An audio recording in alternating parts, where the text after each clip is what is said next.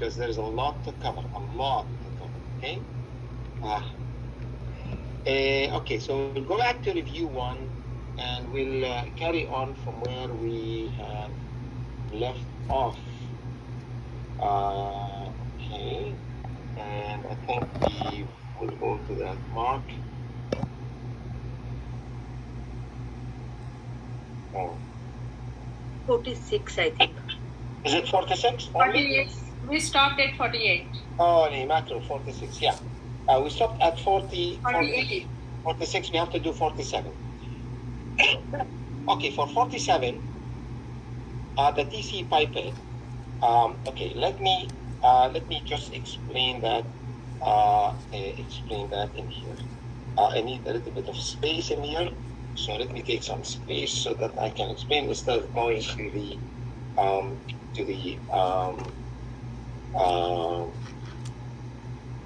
yeah. All right. So, TC pipette. Basically, what we are going to talk about in here is the glassware. Okay. So let me just get my pen in here and talk about the glassware. Okay. So we don't call it glassware anymore. I prefer to call it labware. Labware because not all the labware is a glassware, right? Glassware is a term that is used started or even before that, because everything was in glass. There was no plastic available in the world. Plastic came along during my lifetime. But if we go to labware, we can divide it into containers, and also pipettes, right? Okay, let's talk about the containers first. There are several containers. Which container do you think is the most critical? The critical container. There's only one critical container. Volumetric pipe. Volumetric flask. Flask, that's right. Volumetric flask, which is like this, right? That is volumetric flask. That is the most critical, right? This is the only one that is critical, right? Just remember that. That's the only one that is critical. The next one, we have the what do we call that? Phase ring flask. Graduated cylinder. No. Beaker. Beaker. Yeah. And this one here. Graduated cylinder. That is a graduated cylinder.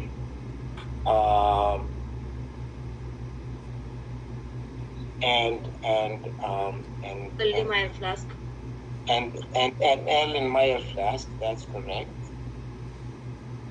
All right, Erlenmeyer flask. Meyer. That's an I in here. Flask. And then the last one is the, what do you call that? Is that Florence flask.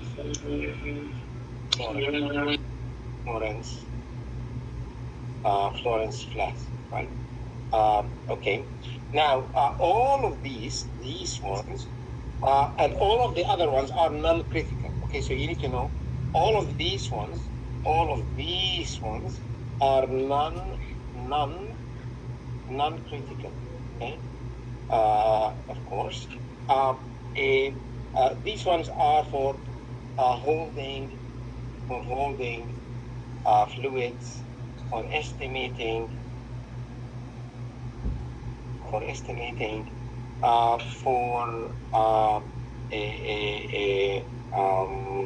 non-critical measurement, non-critical measuring, right? Holding, estimating. No, estimating is for we can use it for holding, estimating. Yeah, mainly. And there's another one I can't remember. Okay, so that is important to remember all of them. Remember, graduated cylinder is not only for 24-hour urine. We don't use it anymore for 24-hour urine. Actually, we do use it for just fluid measurement. Because 24-hour urine nowadays is measured on the container, the 24-hour urine container, the orange one. Okay, so that is as far as the containers. I'm going to erase this. Okay, can I erase? I'm just because I'm going to deal with the pipettes. Yes. Are we good to Yeah. erase? All right. Okay, so let me erase all of these things now that we have covered it, and let's talk about the pipettes. Okay, we just erase all of it, and then go back to the pipettes. Okay, so we have pipettes.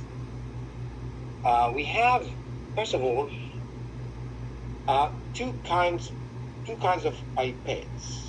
Anyone want to tell me the first classification of the pipettes? What do we have? TC and TD. That's right, TC and TD. Thank you, Stacy. TC and TD. There's only one TC pipette. What is that one TC pipette? Micropipette. Micro Micro. pipette. Okay. There's only one TC pipette. What are the features of this pipette? Number one is maximum 1 milliliter that you can, or 1,000 microliters that you can measure with a micropipette, right? So that is because it's called micro. Micro means small, right? Small amount only, right? Anything that is up to 1 milliliter, right? Next, we need to rinse, right? We need to rinse tip. The tip. We need to rinse the tip with the same fluid we are dispensing a serum or whatever it is from the micropipette. Rinse the tip. Okay. Dispose the tip. Never use the same tip because there is always a carryover, right, in the tip. So never use the same tip on the same sample, on different samples, from one sample to another. Okay, because it is just there is carryover and so on. Okay, so anything else about the micropipette that I missed? We can fix the fixed volume like the moving 10, 20. We can Just the volumes, yeah. adjust the volume, yeah. Yeah. I mean, that is not. Yeah, you can adjust volume depending. Really, there are different kinds of pipettes. The ones that we have in our labs at the campuses are the ones that are flexible. You can change the volumes anywhere from 1 microliter to 1,000 liter, right? They're flexible. Then I assume back in my days we used to have one for 25 micro, one for 50 micro, one for 100 micro, one for 500 micro, one for 1,000 microliters. So we have different kinds. Depends now on the. Now they are all still available. It's just that we choose. It's much more practical to have one pipette. You deal with only one, that you can change the volumes of it. Okay, so that is the only TC pipette. That's it. There is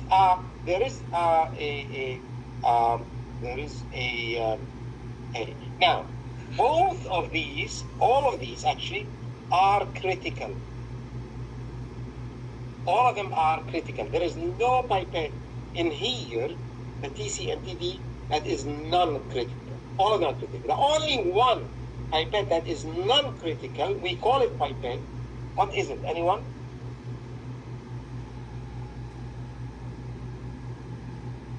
It's a disposable pipette.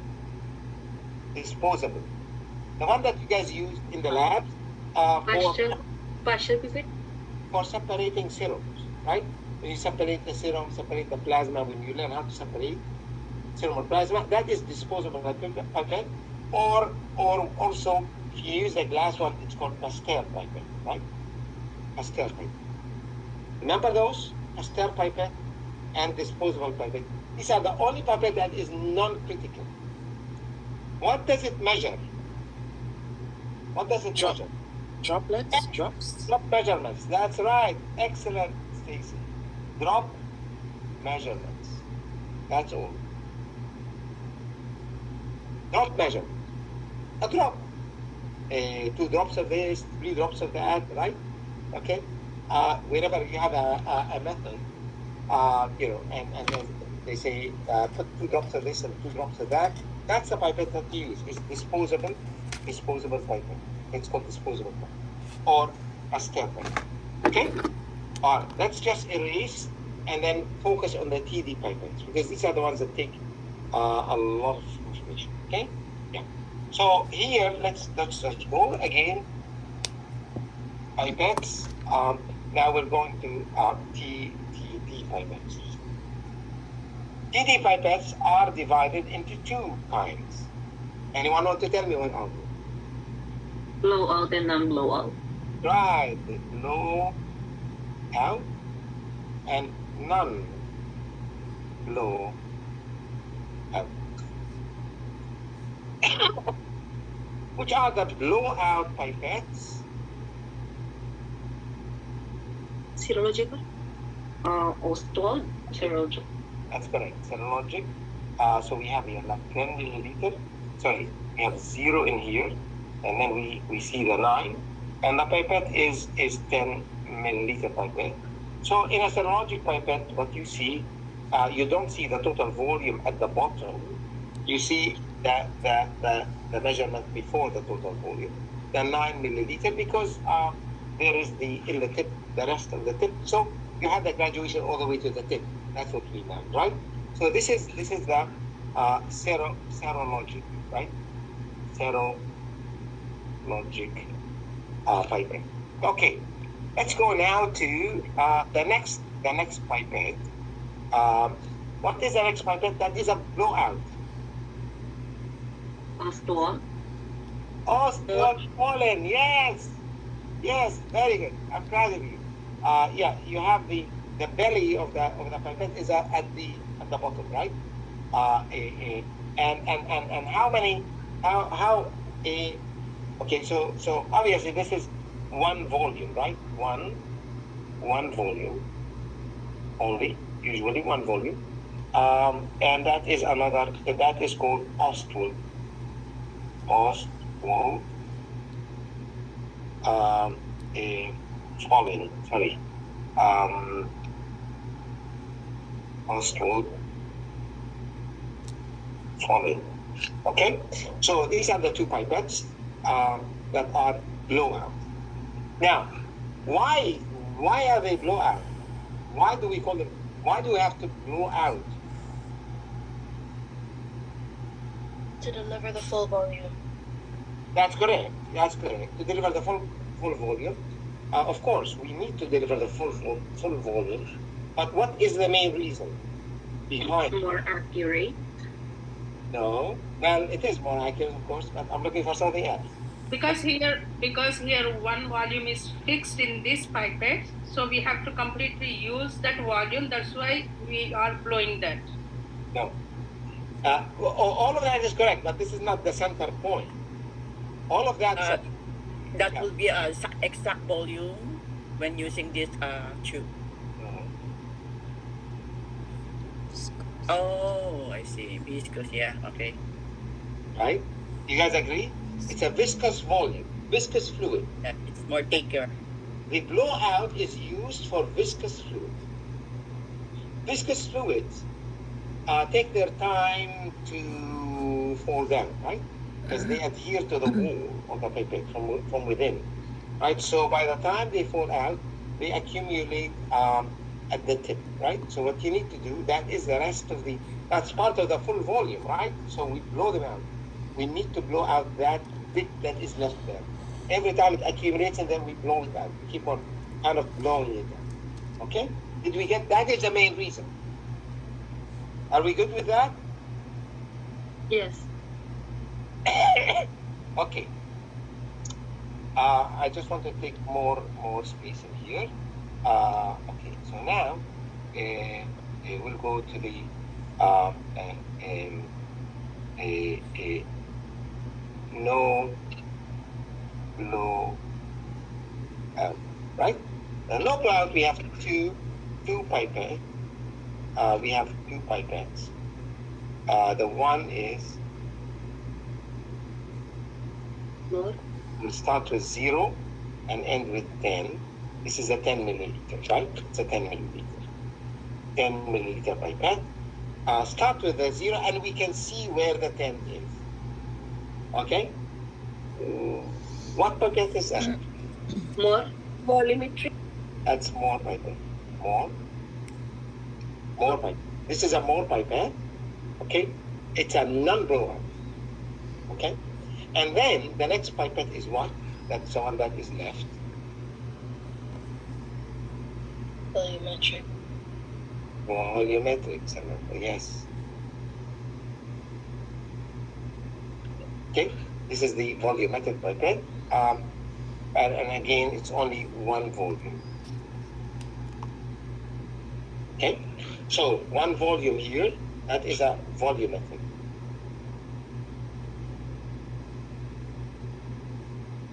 Okay, now, okay, so this is now, let's just write down here. For what kind of fluid do we use these pipettes and no blowout? What is the opposite of viscous? Sticky fluids. Sticky. Huh? Sticky fluids. Sticky is viscous. Aqueous solution. Non-viscous. Aqueous. Aqueous, exactly. Aqueous. Aqueous. Like this, you write it? Aqueous. Aqueous fluids. Viscous fluids like serum, like semen, aqueous fluids would be like anything like watery, like water. Okay, that's similar to water. Chemicals that are like water, right? Not viscous. Okay, so that is for aqueous. This is why we don't need to blow out in there because everything falls. Nothing sticks to the inside wall of everything. Okay, so now I want you to notice, what did I do here? What colors did I use in here? In the pipettes. I used blue, and the other one I used red, right? You notice that? Serological is red, and the more is the blue. Yeah. So on both sides, I used one blue and one red. Okay, why did they do that? Why can we do that? Because the red one is only has a one volume. That's correct. Okay, what do we call these pipettes? They have a name. These are called transfer pipettes. Transfer pipettes. Okay? And the blue ones, anyone want to try and guess? Graduated. No.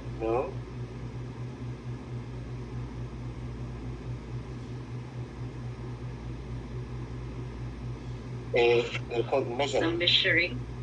Measuring, yes, measuring.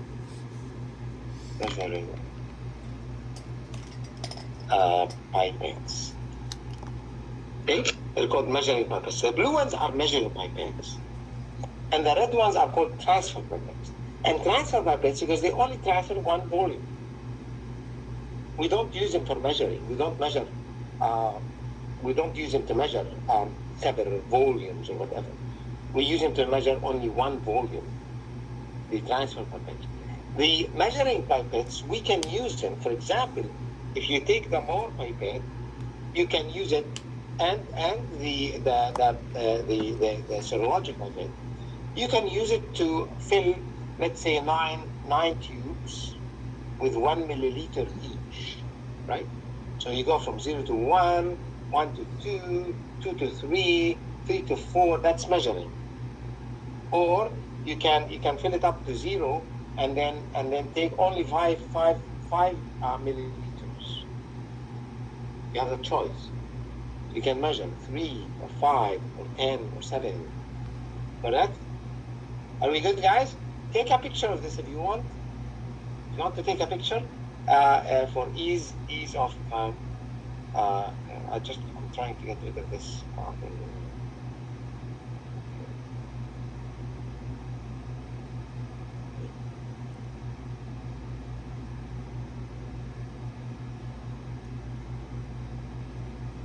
Are we good? I'm going to erase. Are we fine? Yes. Yes. Okay, I'm just going to erase everything. Here all. Okay? And let me fix my page. So this really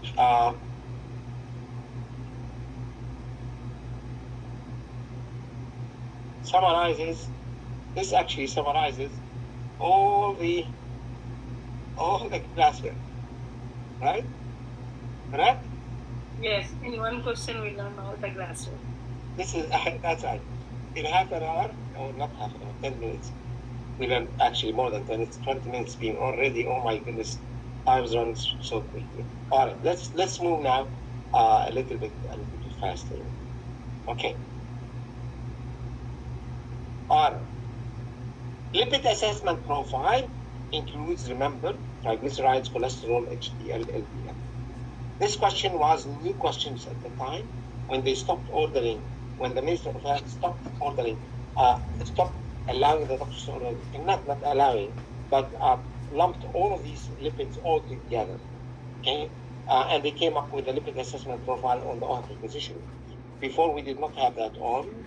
We had only individual cholesterol, triglyceride, and the doctor, if the doctor wanted HDL, LDL, they would order that on the other tests. But they changed that because, there is no use for cholesterol result alone if you don't know what the HDL and LDL are. So they figured we'll make them as a profile. The Ontario law that governs health and safety hazards in the workplace, it's called Occupational Health and Safety Act. It's OHSA and not OSHA. Okay, it's not OSHA. This is wrong. Okay, this is American. This is US. Ours is OHSA, Occupational Health and Safety Act. Okay, in your book, the book, because it's American, sometimes they refer to it as OSHA, and we find it easier to say OSHA, but it's not a US. This is a US act. The act in here, the law is in Ontario is Occupational Health and Safety Okay, just to bring it to your attention. The duties of technician are found in what act? Remember. Okay, now I don't need to remember because you guys don't need this anymore. It is. Did you guys learn it as Regulation 4522 or as Regulation 682, 683? Regulation 82 and 683. Or only macro? 683 and 683. Is it Lijo that's your teacher? No, it's Jagat. Jagat? No, our is Sam. One is Sam. Sam. But didn't teach the. Osman. I don't know his full name is Osman. for the ethics and legislature part. Ethics, yeah. Osman is in Scarborough or in Brampton? In Brampton. Brampton. Oh, Brampton, yes. And the students from the Brampton campus, did you learn it as 4522 or as 682 or 683? 682 and 683, Brampton student. Oh dear. And the teacher was Jagat that taught you that? No. Sam. Liza. Lijo? No, sir. In Brampton. Sam teach the 682 and 683. Okay. Osman Qasim. Yeah. Okay. It doesn't matter really. I will for both of you from the Brampton and from the Scarborough campuses, we no longer this is no longer 682, 683 is no longer valid. They've changed them. They lumped both of them together. Those regulations, the two regulations, they lumped them together under 4522, Ontario Regulation, OREG. Ontario Regulation 45/22. They amalgamated both 682 and 683. Right? So please, in the MLPO, you will not find 682, 683 anymore. In the exam, you will not find those. I will make sure to send a notification. I relied on Jagat and on Pauline to ensure that the teachers in both campuses no longer use 682, 683, but 4522. I have to give myself a little note in here. So whatever 682 rules are now replaced with the 45, Yes. and whatever the rules with 683 are replaced with the 22. Yes. Okay. Yes. Yeah. Yes, sir. Even the North York location is the same thing. We did the 682 and 683, sir.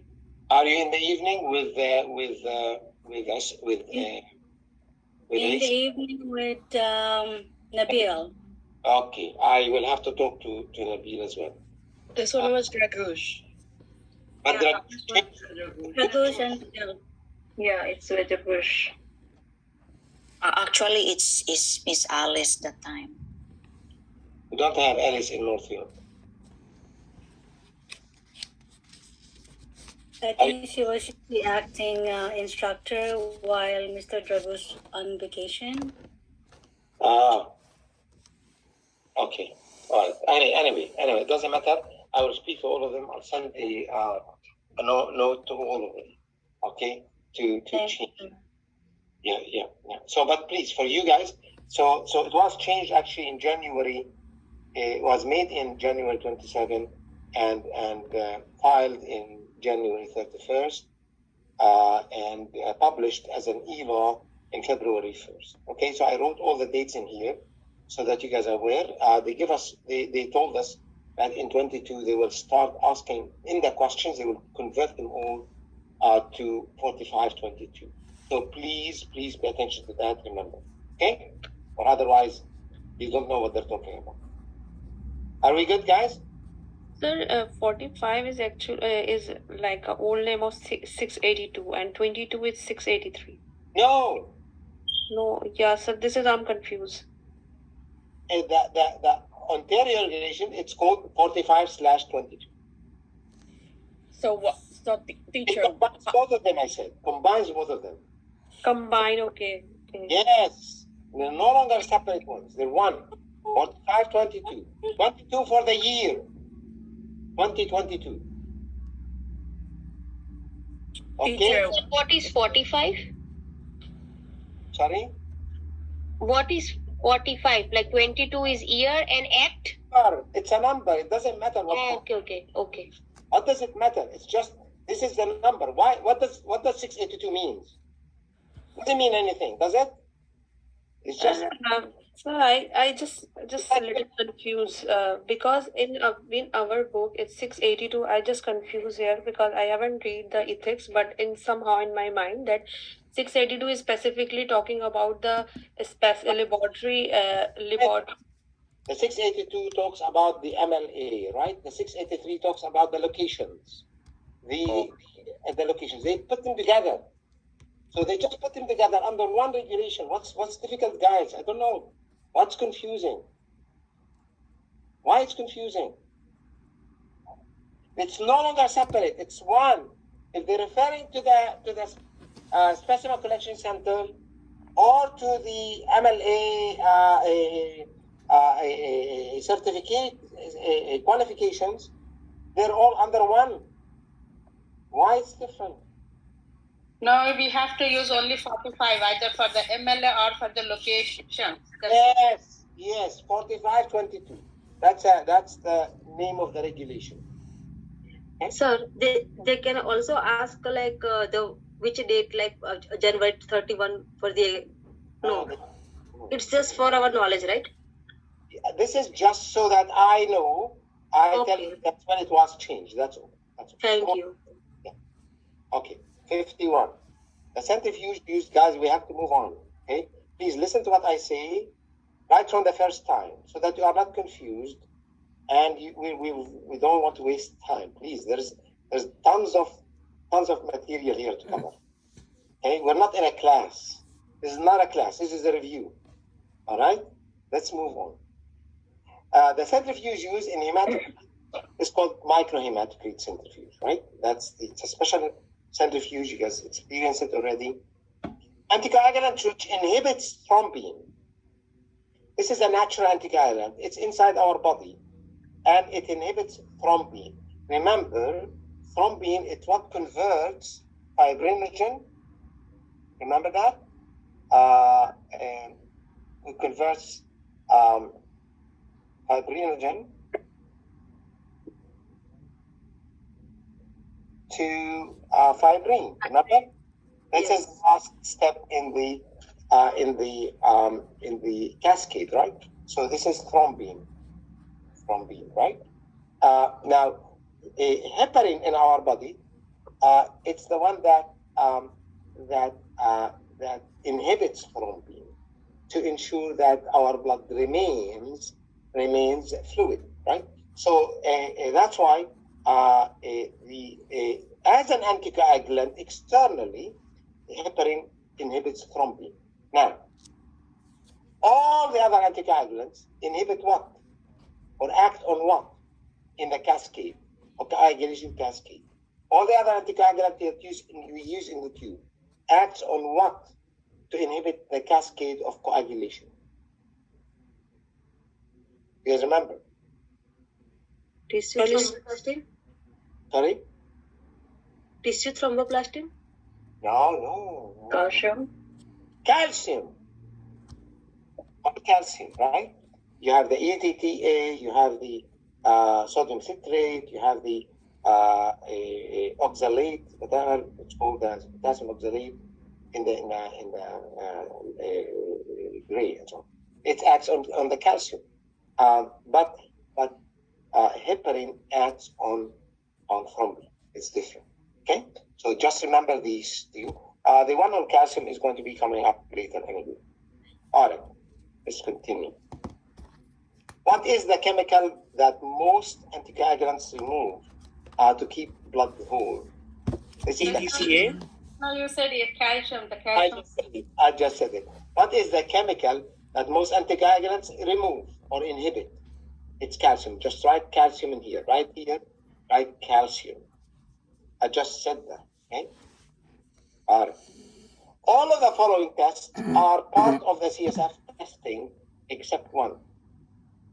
We do acid-fast bacilli staining. We can for mycobacterium. We do cultural sensitivity on CSF, right? We do cell counts for white cells infections or for red cells for bleeding. We do gram staining to find gram-positive or gram-negative bacteria for the meningitis, the Neisseria, right? INR we don't do, right? So please remember the things that we do. Don't remember the things that we don't do, right? Because they can replace INR with whatever, another test, right? Okay, so just remember that or review, go back to your notes if you want, review what are the things that we do on CSF. 55, which of the following are erratic lines on ECG recording? Is it muscle artifact or AC interference? Muscle? That's correct. Muscle, right? Muscle, absolutely. Because AC artifact, they are consistent, right? The AC artifact are referred to as consistent, consistent lines or consistent undulations, right? However, the muscles are the ones that are erratic. They're not consistent. Okay? So they're not going to give you a picture. They're going to ask you in words. So you need to know in words. LD means, of course, it means two things. Depends on the context and what is exactly the options for the answer. but LD can stand for lethal dose. Okay, or what does LD stands for as well? Lactate. Lactate dehydrogenase, right? LDH. Lactate dehydrogenase. This is an enzyme, right? That's an enzyme. So, but here the question that apparently came in the review exam is about the lethal dose in safety, right? Regardless, just know both of them. A blood donor could donate, remember, 450 milliliter in the bag, right? So remember that. Which bone is found on the forearm located away from the body? The forearm, this is the forearm, right? This is the forearm. Okay, so which one? There are two bones in here, right? Anyone knows what are the bones that are in here? Radius and ulna. The ulna and the radius. Radius. Which one of them is away from the body when we stand? Radius. The radius. That's right. The radius. Why? Because we're standing in a anatomic position, right? Our palms are forward. Remember, forward. Your legs apart. Your palms are forward. So that this bone in here that is close to that is on the same line as the thumb is the radius, right? Radius. That's good. Function of that catalyst in the anaerobic jaw. Okay, so let me just expand this a little bit. Okay, this is the catalyst. Okay, the catalyst is made of palladium catalyst, right? It's a wire mesh containing palladium catalyst. The palladium in here. It's in the cover of the anaerobic jaw.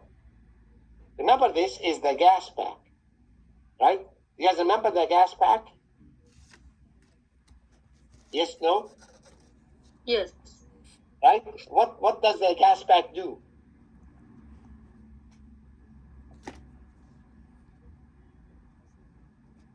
We cut the gas pack, right? So this is your gas pack. We cut it. And then there are two things that come out in there. After we close it, we close it like this, right? We open the gas pack and we close it right away. What is the purpose of the anaerobic jaw? Oxygen.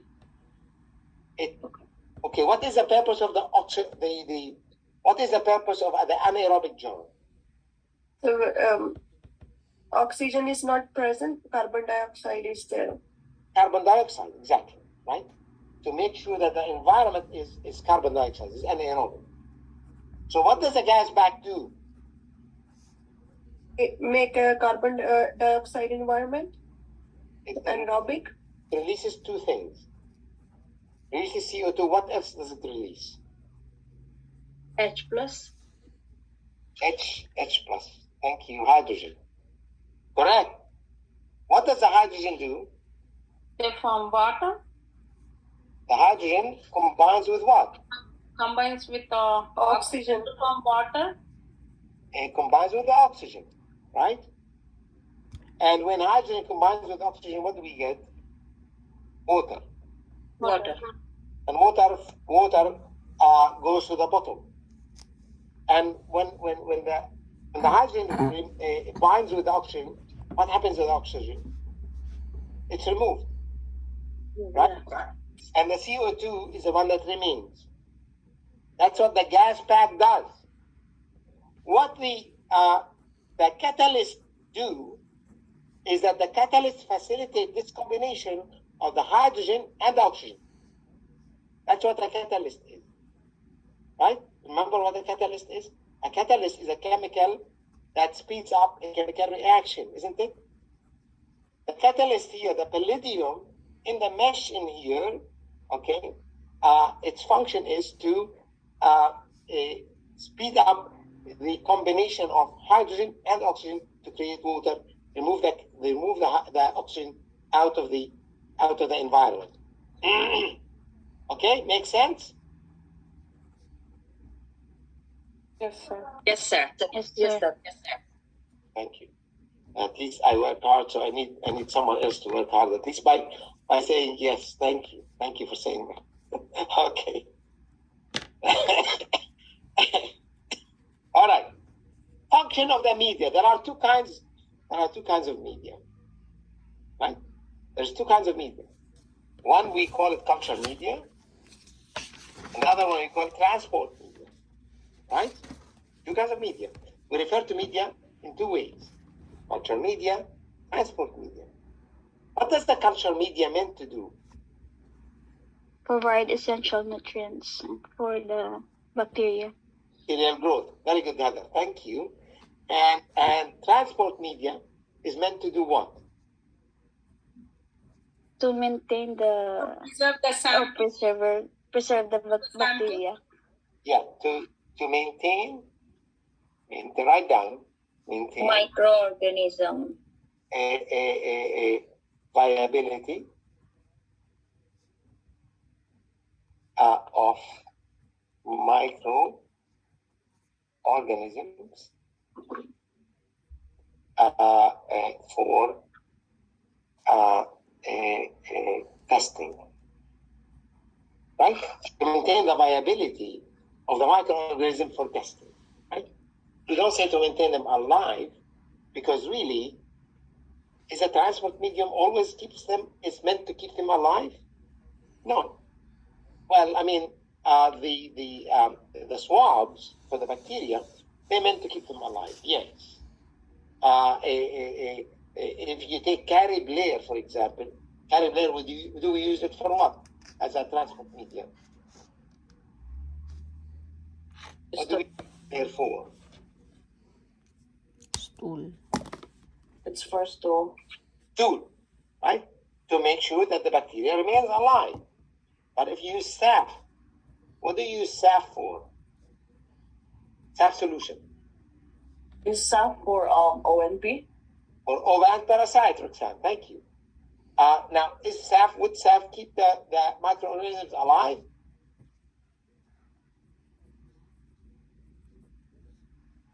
Do we intend to keep the OVAN parasites alive? Yes. No. SAF has formalin. Remember SAF? Formalin. The F in SAF is formalin. And formalin kills. Right? This is what we use to fix. Remember? In histology. In parasitology, the SAF solution, which contains formalin, kills preserves, fixes the ova and the parasites. Fixes them in a lifelike manner. Correct? You guys Yes. with me? Okay, so please pay attention. These are two different things. That's why we're reviewing. Okay, just to remind you about it. Okay? Are we good? Yes, sir. Yes. sir. Let's continue. So, transport media is to keep the microorganism viable for testing. Not alive for testing, but viable. Right? So that's why I use the two examples. So remember, if you come across the term viable, you know what it means. Viable for testing means good for testing, not necessarily alive for testing. Okay? Which is because remember, language is very important for your success in the exam. If there's one word that you don't understand, disguises the meaning of the question, there's nobody in there to ask. Back in the days when you used to do in-person invigilation of the students, if you don't know a word in English and you ask me while I'm invigilating, I'll tell you what the meaning of the word, without telling you, of course, what the answer to the question. But I did understand. We did know. We know that most of us are immigrants, and sometimes complex English words are not known. Okay. Which is the anterior part of the body referring to right? Anterior is what? Frontal anterior. Frontal means anterior or ventral. Right? Ventral is anterior as well. Or frontal. Dorsal is posterior. Okay. What is lateral? What's lateral? Side. Is it side to side? Sides. Lateral is sides. Medial, Medial. middle, center, right? Center, upper and lower. Superior? No, not upper and lower. Center. The Medial is center. Lateral is sides. Superior, inferior. Okay? Ventral, dorsal. Okay? Back. Remember those? Go back and if you don't remember them, go back and study them. What is a critical step in Gram staining? Gram staining, or in any regressive stain, what is it, sorry? It's a decolorization, that's correct. It's written in there. It's decolorization. Why it is the decolorization? Because the Gram stain is from the category of regressive stains. When we do decolorization, what is regressive? Regressive means we regress, we go back, right? Okay. So this is why we do the decolorization, because the decolorization in the Gram stain brings back the Gram negative to decolorize to their original form. They did not have a color. The only one that has a color now is a Gram positive, right? So we regress. What does regress mean? We go back. What other regressive stains do we use? Do we learn about? Anyone? Hematoxylin. What else? Pap stains. Papa Nicolau stain. That's good. Papa Nicolau stain, HIV stain, and Gram stain. These are all regressive stains. Regressive stains. Because in all of them, we use decolorization. However, what is the one stain that you guys learned about that is not regressive? It's progressive. Right side. White stain. Right stain, exactly. Danowski right stain. Right stain, absolutely. Right stain, we don't decolorize. It's just all the stains are there. They just stain the different components, different colors. Right then and there. Okay? Done. Quick. Okay? And they're called progressive stains. Right stain is an example of progressive. However, these other three that we talked about are regressive. Okay. After obtaining blood sample in SST, how long to wait and how many inversions? High inversion to 30 minutes. We have to.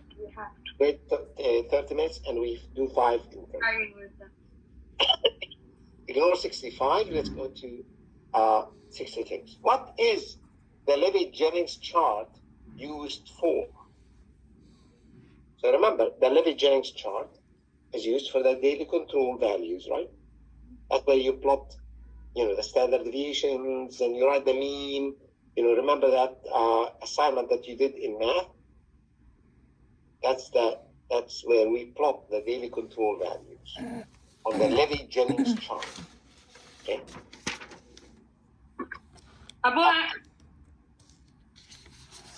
Okay. Okay. CPR. CPR in infants. Yeah, I don't know. I don't teach this the CPR, but you guys learned CPR. Is it still just compressions on infants? This question came. Yes. Yeah, just compressions. You don't do breathing, right? You don't give in resuscitation. You don't give breaths. You just do the compressions, right, on the chest. Okay. Is it still? I don't know. Back then it was. I don't know now if anything changed in your I life. guess it's still half, but not full breath. It's half. For the baby? Yes. For the infant. We're talking infant in here. Okay. All right. Anyway, just please check your your book that was given to you? I don't know if they gave you a book or if you gave you notes. No, we don't have a book for that. They did not give you like a soft copy of any information? No, just they have written on the board. They asked us to copy. Oh dear. They explain on the board, and we just copy about that. Oh dear. Oh dear. Okay, check your notes, please. CPR for infants, it's only compressions, I believe. You don't give breaths. Okay. I remember back in my days, They put the baby on the hand and they asked to give the compressions. That's it. That's right. You just give like this, right? With these two, like this, right? For the adult, we used to do 30 compressions and one breath, and one breath. I don't know nowadays. I don't see them doing that. I just see them giving compressions like this. Go back to your notes. Anyway, don't rely on what I'm saying because I don't teach that. I just want to say that this came in the certification exam. Okay. While performing GTT on a patient, the patient gets in diabetic shock. What does it mean getting in diabetic shock? Hypoglycemia. Hypoglycemic. Thank you. Hypoglycemic. That's what the patient gets in diabetic shock. The diabetic shock is when the patient is become confused, that the sugar is below 2.1 millimole per liter, right? Below 2.1, right? So the patient is confused, the patient is lethargic, tired, and so on. Okay.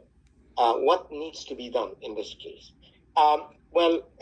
Theoretically, not practically, theoretically, we normally used to give them in the lab a glucose drink to drink. The same glucose drink that we gave them that caused them to have a diabetic shock, we use part of that just to give them to increase the sugar level in their blood, right? Now, that's what we do. I don't encourage you to do it on your own without consulting with a doctor, or you call 911. Okay? But don't do it on your own. Don't take it upon yourself, because back in my days was different. We used to measure the glucose and know that it is low, give the patient a little drink to just get them to gain back energy. Okay, you call 911 and the 911 will come and they will do that. Okay. Anyway. What is a natural passive immunity? Natural passive immunity. This question came in the certification exam. Let's just very quickly here review. We have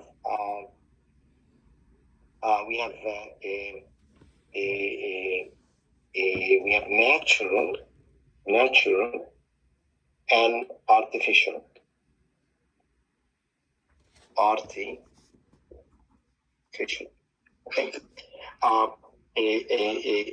Okay. There's natural and artificial. We also have in here natural, artificial. We have active and we have passive. Okay. Natural about immunity. Now we'll talk about immunity. Okay. What is the immunity that is natural and active? Natural means which is produced inside the body. Yes.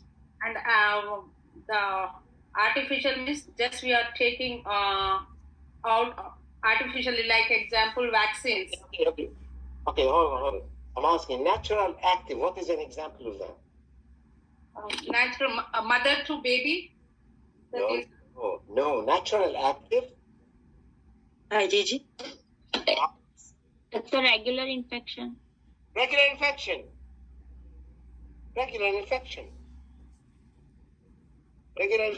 It's like you are in the subway, you're holding the bus, the handle, and someone else was there who has sneezed, and you get the bacteria in your mouth, in your face, and then you get sick. That's naturally, you get it naturally, and actively, your immune system actively works to develop immunity, right? Okay. Natural, okay. Now, artificial active. Artificial meaning, artificial active, like what? Like when we take vaccines, sometimes we'll. Very good. Vaccine. Vaccine is artificial, right? You get the bacteria artificially here, or the virus. But however, your immune system works to defend itself against it. Right? Very good. All right. Next, we will do a natural but passive.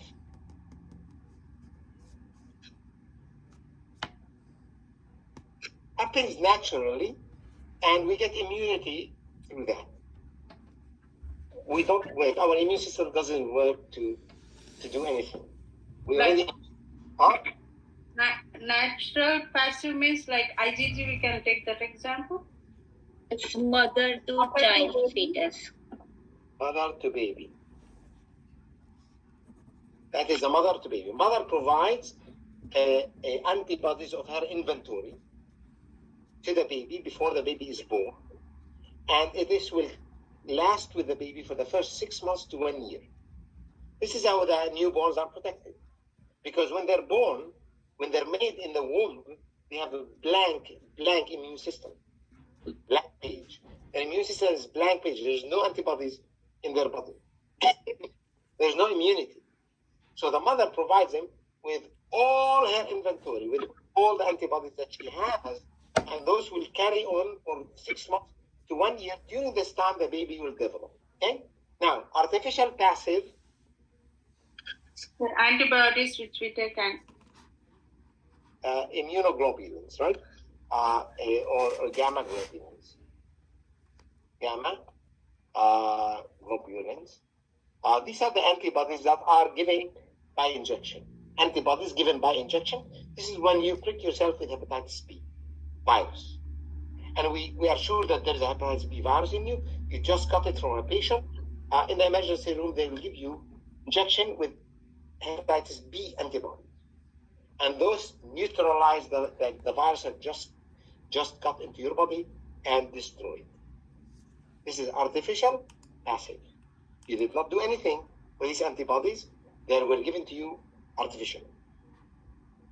Okay? You got that, guys? Okay, so one of these may come in the certification exam.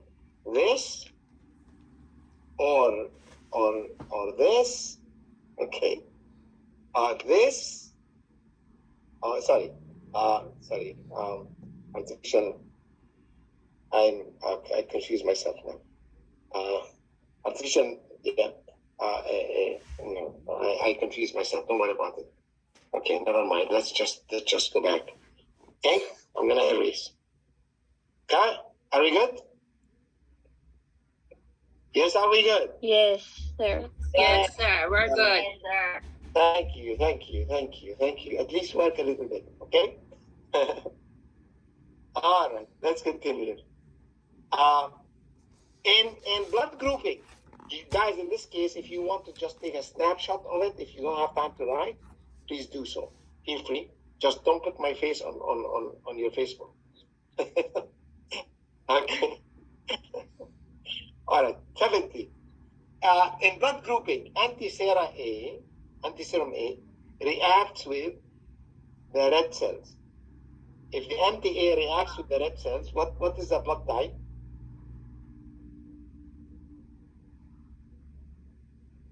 A positive. A only. A only, yeah. RH, the positive will be for the RH, right? Yes. A. Okay. Anti-A reacts, you get an agglutination when you mix it with the red cells. That is A. Now remember that. This definitely comes in the exams. Okay? Definitely.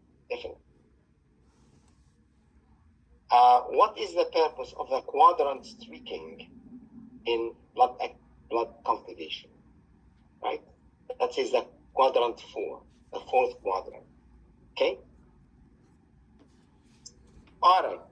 If 67.3% is within one standard deviation, what is the percentage outside of that? Okay.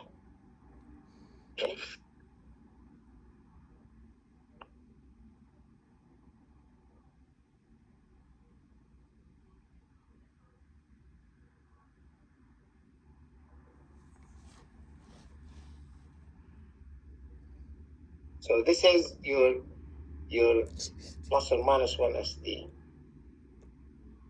This is your 2 SD minus 2 SD. And this is minus 3 SD. This is plus 3 SD. What do we call this graph? What do we call this graph?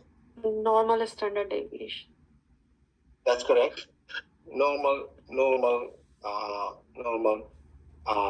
distribution curve. Distribution curve. Okay. What else do we call it? LJ. Huh? LJ. Lagrangian chart. No. Oh. Sorry, what did you say? I can't. No. No. No. What is it called?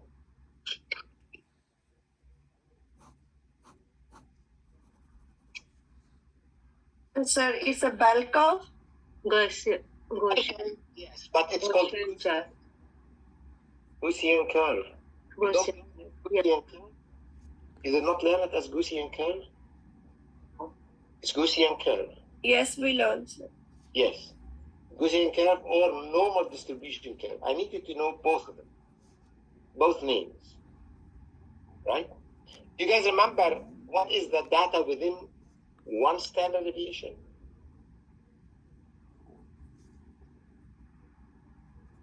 The data normally that falls within one standard. 68%. 68%, that's correct. 68%, okay. 68%. And how about from a two standard? 95. That's correct. 95%. Okay.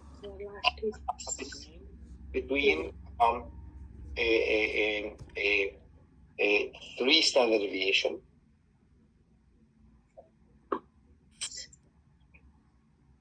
$99.6. 99.6. Okay. So the question is, so we need to know that. That is very important to know. The names of the curve and also the percentages of each of these three plus or minus 1, plus or minus 2, plus or minus 3 standard deviations. Now the question that they're asking us in here, if 67.3% is within one standard deviation, what is the rest of the percentage? This has nothing to do with a Gaussian curve, by the way. This is just a critical thinking question.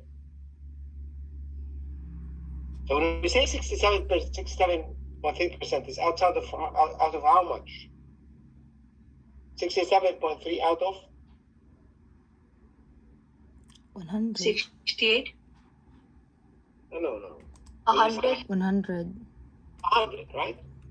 So what is the percentage outside of that 67.3%? Right? Are you guys Don't understand, sir. Don't understand. I don't understand. Okay. So when you say you got on the mark, okay, let's say, Sapna, you got 67% on your exam. What does that mean? Basically, 100 out of 100%. If you remove this 67.3, then the whatever the left is 32.7%. That's right. So when we say you got 67% Sapna on the exam, it means that you did not know 33 questions. Yes. That's the balance. Okay, yeah. Now I got it. And it's asking in here. That's all. That's all. Thank you, sir. It is a stupid question. I mean, to ask. Right? 100, basically 100 minus whatever the percentage is they asked, 100 minus whatever the left is the answer. Yeah, I mean the question is so stupid. Someone like you probably would look for something more in it. There's not much more in it, right? That's all they're asking. It's a very simple question, but it's a question that is really, so simple. To confuse that, they have mentioned the standard deviation so that we can go in deep with the standard deviations. Yes, exactly. So that's one. So pay attention to it. All right. It's very simple, but yet it's confusing at the same time. Okay. Yeah, let's continue here. While withdrawing blood sample from the patient is fainting. What should you do? Continue withdrawing the blood, after which let the patient lie down, or call 911. What do you do? Or withdraw the needle and let the patient lie down. Answer is highlighted. Withdraw the needle and let the patient lie down or place head in between the knees. Yeah. So they're going to ask you a question. This is to do with the way you handle difficult patients, or right? So they want to know. Remember, the MLPO is not going to test you practically. They're testing you theoretically, but they ask practical questions sometimes. You hear that? Okay. So use your logic in here, obviously, and you know the problem is with you guys as students, as just entry level, we did not go through all of these cases. Like someone like me, I've taken millions of patients, and I've seen a lot of scenarios. Anything to do with this patient with the GTT that fainted, anything with the patient that I'm taking blood, and while I'm taking the blood, they just fainted. They fainted before even I taken blood, or they fainted after I finished taking blood. So I've seen all of them. But people like you probably in your placement have nobody fainted while you are on placement. That could be, right? Did any of you have a patient that fainted when you are on placement? Yeah. Yes, sir. Sir. Yeah. I have. Yes, sir. Almost. You're lucky. You're lucky. I have 3 patients pass. Like they faint, sir. And they were your patient or other people's patients? My patient. Oh wow! And you were able to handle them okay? 3 times. Perfect. Excellent. So that is, I mean, it's just logical, obviously, here what would we say. Okay, the best site for venipuncture, remember, median cubital. Remember that? Okay, what is the other two? What's the one? Cephalic and basilic. Cephalic and basilic. That's correct. Cephalic, that is on the inner, and basilic on the outer, right? Cephalic is in here, and basilic is in here. I apologize. Basilic is the one on the inner aspect, right? On the medial side. What is the angle vein entered at? That's depending on the vein depth, right? Between 15 to 30 degree really depends on the if the vein is deep or if the vein is superficial. If the vein is superficial, we go very low angle, right? If the vein is deep, you would go. I went as deep as 45 degrees to be open, to be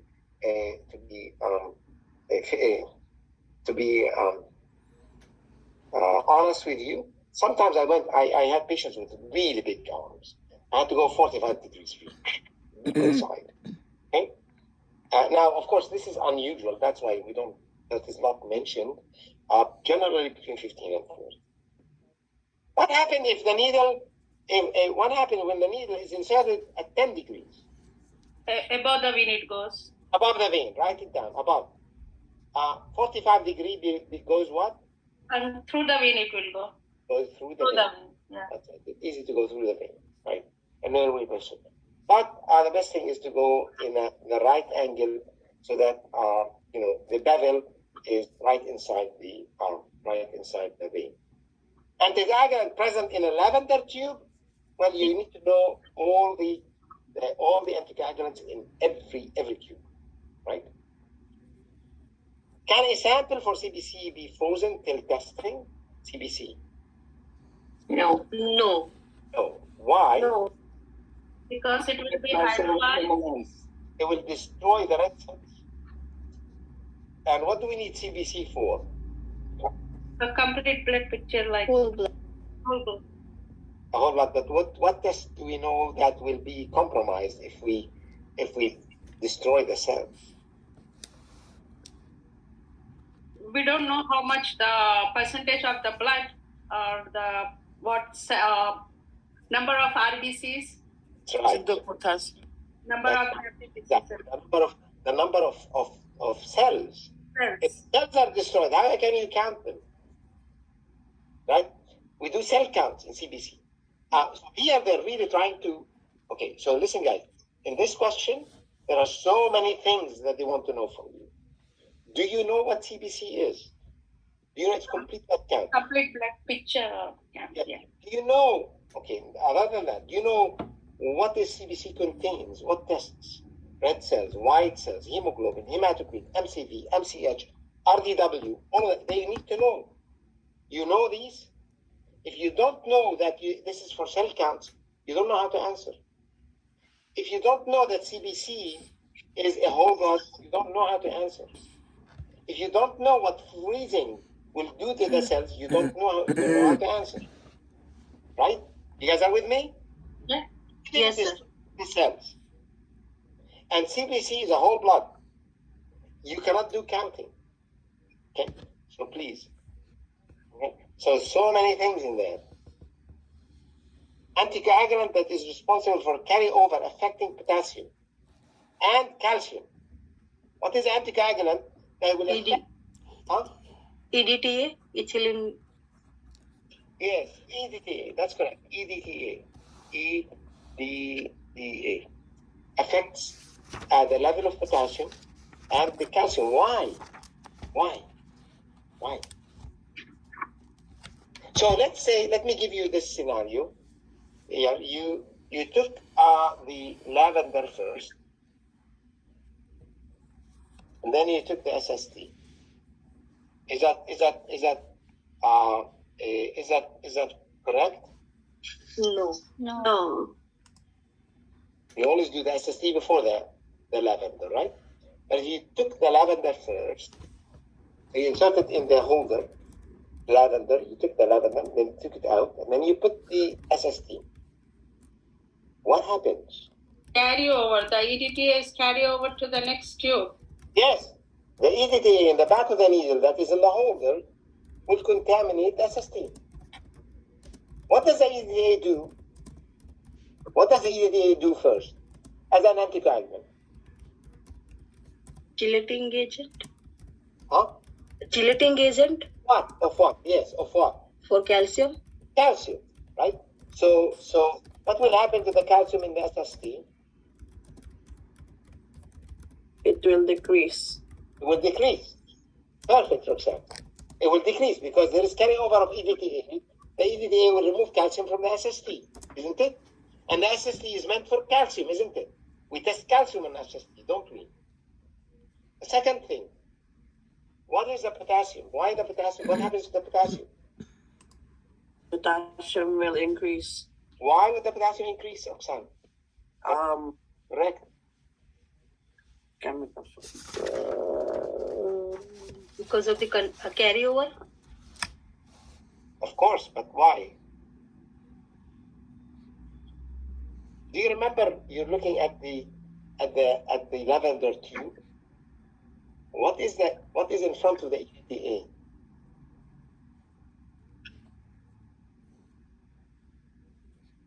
The light blue tube will be. No. Look at the screen. Potassium, yeah. It is potassium EDTA. The EDTA is not only EDTA. It's potassium EDTA. K2 EDTA. Yes. Go back to check that on the website. Go to Google, look up the lavender tube. What does lavender contain? What anticoagulant contains? It will tell you K2 EDTA.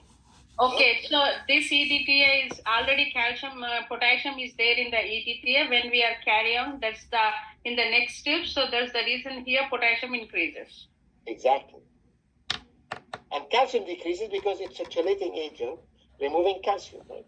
So the carryover in the SST, so this is why you should never, you always follow the order of draw. Never, ever listen to any stupid person that is working there for 20 years, right? 30 years, okay?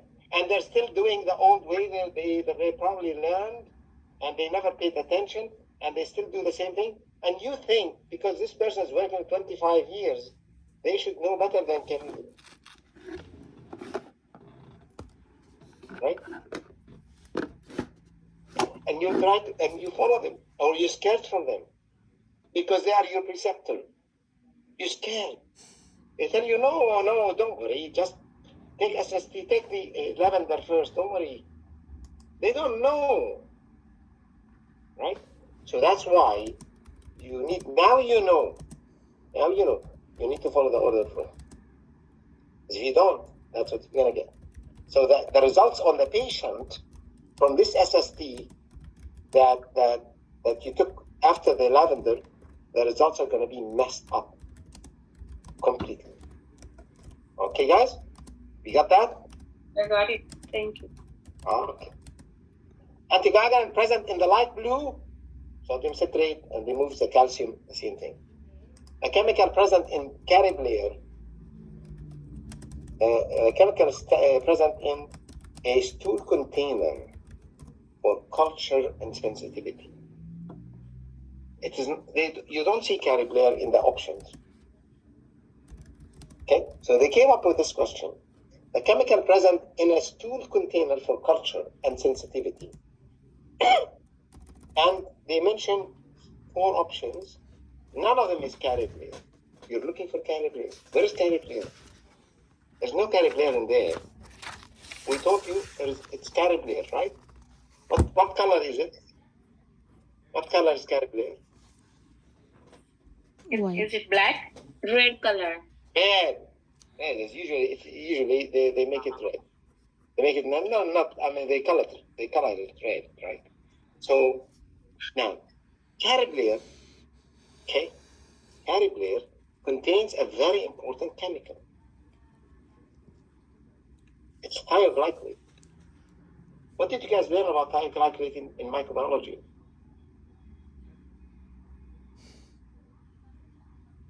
What is thioglycolate? It is an anaerobic culture. That's right. It's used for anaerobes.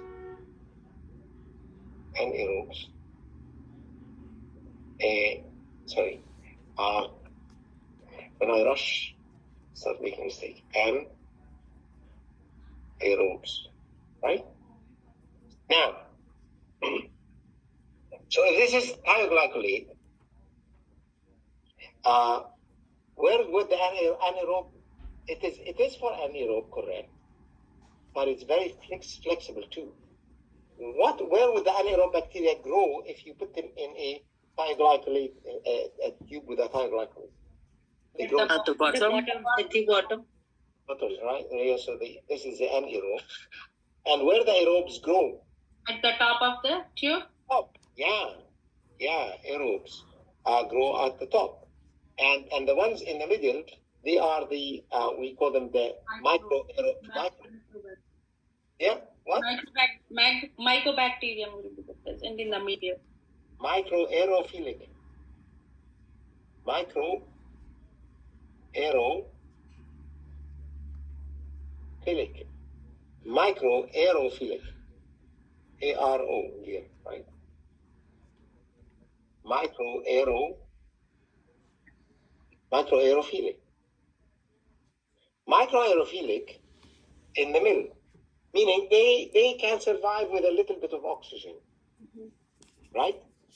Anaerobes are at the bottom, aerobes at the top. Because remember, the stool, 94% of the bacteria in the feces, the normal flora in the feces, 94% of it is anaerobic. It does have 6% that are aerobes or microaerophilic. So Cariblair, as a transport medium, supports all of these. Okay, you got the point in here, guys? Because we need to keep them viable for testing. Remember what we said? Yes? Yes, sir. Thioglycolate. Okay, don't forget it.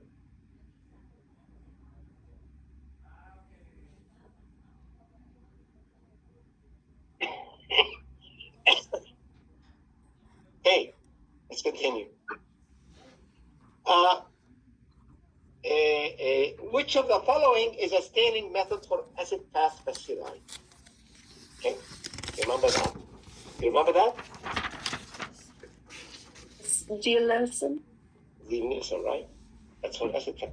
What are the acid fast bacilli bacteria that we normally deal with? Myobacteria. Myobacterium. Mycobacterium. That's right. Write it down so that you guys remember. Okay. Antiseptic used for blood culture collection. Blood culture collection we use, for the adult we use povidone iodine, or we use chlorhexidine gluconate. Right? Did you guys learn that? Remember that? Yeah. You can use iodine or chlorhexidine. What's the one that's mostly used nowadays? Chlorhexidine gluconate. Chlorhexidine, right? Why? Why is it the most used? Because for the babies and for some people, the iodine is not good, or it may be allergic to them. Correct. That's correct. This is why. Well, back in my days, we only used povidone iodine.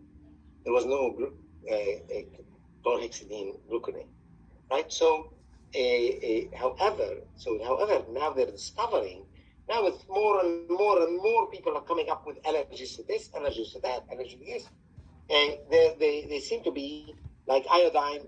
Many people are sensitive to iodine, so they stay away from using iodine. Chlorhexidine, actually, I read studies that chlorhexidine is proving to be really a little bit more better than iodine, and it is alcohol based, obviously, and it seems to be people are okay, and it is good for for disinfection. It's top class disinfection. I mean, povidone iodine is top class disinfectant compared to isopropyl alcohol, the one that we use regularly for blood taking. Remember, for blood taking, we collect blood. For testing chemistry or hematology, not for blood culture, but for blood culture. You want to make sure that disinfection 100%. Can't afford even to have one single bacterium in the blood culture bottle, because that will grow, will contaminate if it's from the skin. So that's why we need to use a higher grade disinfectant, such as povidone iodine or chlorhexidine, and not isopropyl alcohol. Okay.